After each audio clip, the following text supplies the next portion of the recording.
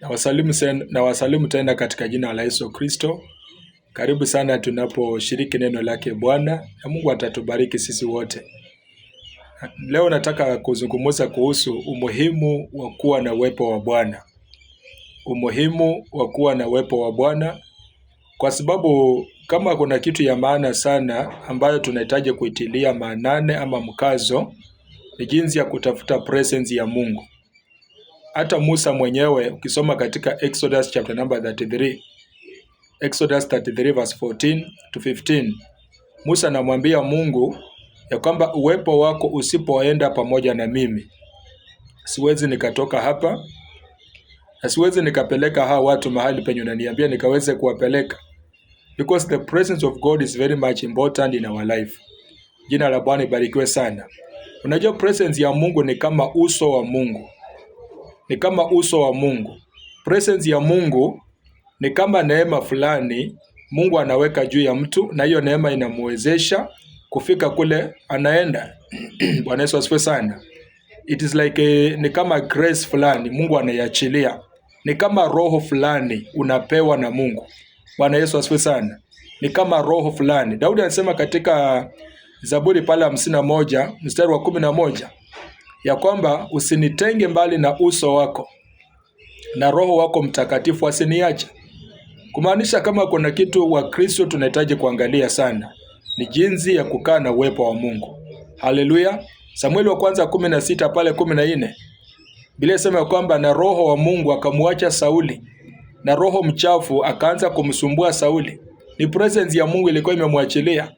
Presence ya Mungu ikiacha mtu utamuona tu, hata hautahitaji kuambiwa kama aliachwa na Mungu ama hakuachwa na Mungu. Na presence ya Mungu ikiwa juu ya mtu, utajua huyu mtu ako na presence ya Mungu. Bwana Yesu asifiwe sana. So usiruhusu presence ya Mungu itoke kwako, maana inafanya kazi kubwa sana katika maisha yako. Haleluya. Bwana Yesu asifiwe sana. So hili somo litatubariki sana, hata mimi litanibariki sana, maana tunaongea kuhusu uwepo wa Mungu. Jinsi ya kuwa na presence ya Mungu ni ya maana sana katika maisha yetu. Haleluya. Na jambo la kwanza, kuna mambo naweza guzia mambo manne kwa haraka sana, yale inaweza fanyika juu ya maisha yako wakati uko na presence ya Mungu. Jambo la kwanza, presence ya Mungu ikiwa juu yako, itakuwezesha kufurahia wokovu wako. Wokovu ndio ikuwe mzuri. Lazima ipate presence ya Mungu. Na unajua pia shetani ako na presence yake. Hata ukiona mtu anaendelea vizuri katika kingdom ya shetani, amebeba presence ya shetani, amebeba uso wa shetani, amebeba neema fulani amebeba neema fulani inayotumika katika ufalme wa shetani. Bwana Yesu asifiwe sana. So presence ya Mungu ni ya maana sana. Ukiona presence ya Mungu inakuwezesha kufanya nini? Inakuwezesha kufurahia wokovu. Zaburi ya 51 mstari wa 12, Daudi anasema ya kwamba unirudishie furaha ya wokovu wangu. Imagine ukiwa na presence ya Mungu, hata kama huna pesa kwa mfuko, lakini unasikia wokovu ni tamu kabisa. Bwana Yesu asifiwe sana. Hata kama huna pesa, hata kama huna kazi, unasikia tu wokovu ni mzuri kabisa. Lakini ukikosa presence ya Mungu, utaona wokovu kama ni mzigo. Hata ukiwa na pesa, utakuwa unapata uko na pesa mingi, lakini unaona wokovu ni mzigo sana sana sana katika maisha yako. Bwana Yesu asifiwe sana. Jambo la pili, ukiwa na presence ya Mungu lenye litakusaidia, ukisoma katika Genesis chapter number 3 verse 9 to 10, Biblia inaongea kuhusu habari ya Adamu na Hawa. Mungu anawauliza, Adamu uko wapi? Adamu anamwambia Bwana, nilisikia sauti yako nikajificha. Kwa nini umejificha? Kwa sababu niko uchi. Hallelujah. He was naked. Na ndio unaona ukiota katika ndoto ukiwa uchi, Mungu anazungumza kuhusu presence yake juu yako inaenda ama imeshaenda. Hallelujah. So presence ya Mungu inakuwezesha ama inakusaidia kumkaribia Mungu. Hallelujah. Ukiona mtu anataka kuomba, anasikia tu aingie kwa maombi, ni presence ya Mungu inamsukuma. Ukiona mtu anasikia tu asome neno la Mungu, ni presence ya Mungu inamsukuma. Ukisikia mtu anasema mimi nasikia tu kwenda kanisani, nasikia tu kwenda katika fellowship, nasikia kuamka usiku kuomba, ni presence ya Mungu inakusukuma karibu na Mungu. Hallelujah. Hata wale watu wanatumika na presence ya shetani, Utasikia presence ya shetani ikiwa juu yake, huyo mtu anasukumwa kufanya mambo mabaya tu. Anasikia kuua watu, anasikia kunywa pombe, anasikia kufanya ukahaba, anasikia kufanya mambo mabaya kwa sababu ni presence ya shetani iko juu yake. Naye presence ya Mungu ikiwa juu yako, utaanza kusikia unasikia tu kuwa karibu na Mungu, hutaki kukosa ibada. Haleluya. Mungu anamuuliza uko wapi? Anasema nimejificha. Kwa nini? Kwa sababu niko uchi.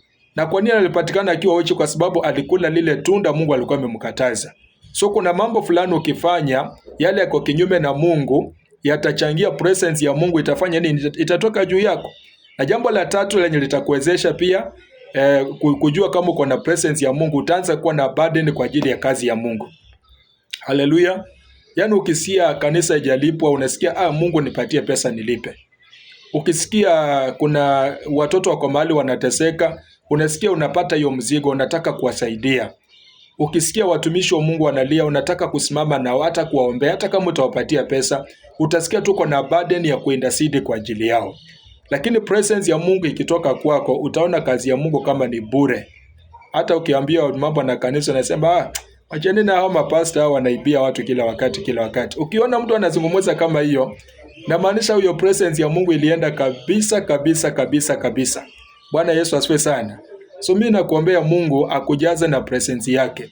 Then jambo la mwisho, utasikia ndani mwako unashinda vita kila wakati. Every battle inapita mbele yako, unashinda hizo vita.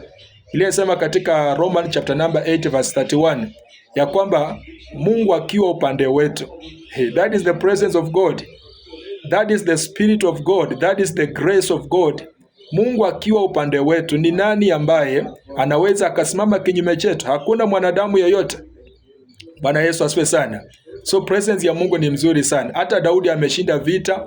Daudi ameangusha Goliathi chini kwa sababu alikuwa na presence ya Mungu. Musa amewatoa wana wa Israeli katika nchi ya Misri kwa sababu alikuwa na presence ya Mungu. Samson wakati alipokuwa na presence ya Mungu alikuwa anashinda Wafilisti. Lakini wakati presence ya Mungu ilipoenda, Biblia inasema kwamba alishinda vita. Haleluya. So presence ya Mungu ni maana sana.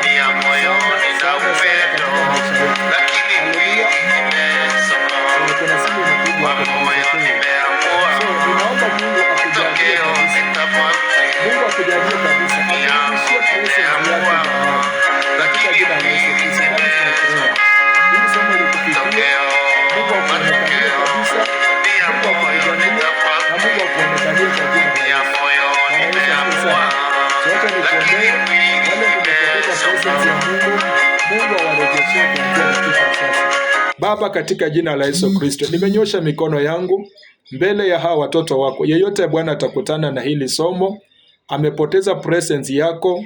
Na Baba, umesema presence yako ni uso wako. Vile Musa alisema ya kwamba siwezi nikatoka hapa kama sina uso wako. Kuna watu wamepoteza uso wako, maybe wamefanya dhambi, wakamkosea Roho Mtakatifu akaenda na akaama katika maisha. Bwana, ninatubu kwa ajili ya dhambi zao. Bwana, ukawasamehe, ukawatakaze, ukawaoshe kwa damu ya Yesu. Hata wale mjaokoka ninawaitishia wokovu. Mungu awaokoe kabisa kwa jina la Yesu. Natangaza kuanzia sasa mshinde vita, mshinde vita, mshinde vita, mshinde vita. Neema yake Bwana iliyokuwa imetoka juu yenu Mungu airejeshe kuanzia dakika ya sasa. Kibali chake kikaweze kurudi juu ya maisha yenu. Mrudishiwe neema ya maombi. Mlikuwa mmezoea kuamka mkiomba. Hiyo neema ilienda because in presence ya Mungu ilienda. Si Jehova warudishie kwa jina la Yesu. Bwana Yesu asifiwe sana. Wengine mlikuwa na mzigo kwa ajili ya kazi ya Mungu. Presence ya Mungu ilienda, sasa hamna hiyo mzigo. Mungu awarejeshe kwa jina la Yesu Kristo. Na wale mmezungukwa na presence ya shetani, ninatangaza hiyo presence ya shetani iwaondokee sasa. Kila presence, kila uwepo wa shetani ndani yako, yeyote atakutana na hili somo, yeyote atakutana na hii video, presence ya shetani juu yako itoke. Nyumba yako ilikuwa nyumba ya Mungu, sasa saizi imegeuka. Mlikuwa mnaoche nyimbo za Mungu kila wakati, saizi mnaoche vitu mbaya kwa nyumba zenu. Hiyo presence ya shetani iende kwa jina la Yesu. Mungu awarudishie presence yake kwa jina la Yesu. Msiwe mna hepa hepa vile Adam alikuwa na hepa, anaitwa na Mungu na anahepa. Eti niko uchi, huwezi ukaniona. Msihepe kuanzia leo, mpate ujasiri wa kusimama mbele zake Bwana. Mungu awabariki sana. Ninawapenda. God bless you. God bless you. Shalom.